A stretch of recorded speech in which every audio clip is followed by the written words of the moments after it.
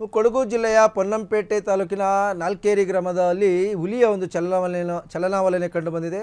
ಇನ್ನು ಅದು ಕೂಡ ಪ್ರಯಾಣಿಕರ ಒಂದು ಮೊಬೈಲಲ್ಲಿ ಸೆರೆಯಾಗಿರ್ತಕ್ಕಂಥದ್ದು. ಇನ್ನು ಕತ್ತಲೆಯಲ್ಲಿ ನಡುರಾತ್ರಿ ರಸ್ತೆಯಲ್ಲಿ ಪ್ರಯಾಣ ಮಾಡ್ತಿದ್ದಾಗ ಹುಲಿ ಒಂದು ರಸ್ತೆಗೆ ಬಂದಿದೆ. ಇನ್ನು ನಾಲ್ಕೇರಿ ಕುಟ್ಟ ಮಾರ್ಗದ ರಸ್ತೆಯಲ್ಲಿ ಇನ್ನು ರೈತರ ತೋಟದಿಂದ ಪ್ರಯಾಣಿಕರು ಚಲಿಸ್ತಿದ್ದಂಥ ಒಂದು ರಸ್ತೆಗೆ ಬಂದು ನೋಡಿ ಆ ಹುಲಿಯ ದರ್ಶನ ನೋಡಿ ಪ್ರಯಾಣಿಕರು ಒಂದು ಕಡೆ ಸಂತಸಗೊಂಡಿದ್ದಾರೆ. ಅಂದರೆ ಅದು ನಡುರಾತ್ರಿ ಪ್ರಯಾಣಿಕರು ಸಂಚಾರ ಮಾಡ್ತಾ ಇದ್ದಂಥ ಸಂದರ್ಭದಲ್ಲಿ ಬಂದಿರತಕ್ಕಂಥದ್ದು.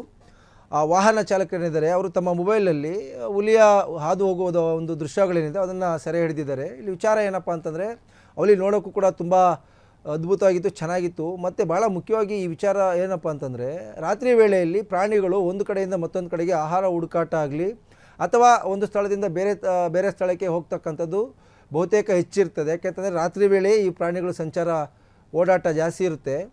ಆ ಸಂದರ್ಭದಲ್ಲಿ ರಸ್ತೆಗಳಲ್ಲಿ ಸಂಚಾರ ಮಾಡ್ತಕ್ಕಂಥವ್ರು ಇವರು ಯಾರು ಈ ಮೊಬೈಲಲ್ಲಿ ಹುಲಿ ರಸ್ತೆಯನ್ನು ದಾಟ್ತಕ್ಕಂಥ ದೃಶ್ಯಾವಳಿಗಳನ್ನು ಸೆರೆ ಹಿಡಿದಿದ್ದಾರೆ ಅವರು ತುಂಬ ಜಾಗೃತಿಯಿಂದ ಹೋಗಿದ್ದಾರೆ. ಜೊತೆಗೆ ಆ ರಸ್ತೆಯಲ್ಲಿ ರಾತ್ರಿ ವೇಳೆ ಪ್ರಾಣಿಗಳು ಇರ್ತವೆ ಅಂತಕ್ಕಂಥ ನಿಟ್ಟಿನಲ್ಲಿ ಅವರು ಹೋಗಿದ್ದರಿಂದ ಈ ಹುಲಿ ಸೆರೆ ಹಿಡಲಾಯಿತು. ಮತ್ತು ಯಾವುದೇ ರೀತಿಯಾಗತಕ್ಕಂಥ ಅಪಘಾತಗಳಿಗೆ ಕಾರಣ ಆಗಲ್ಲ.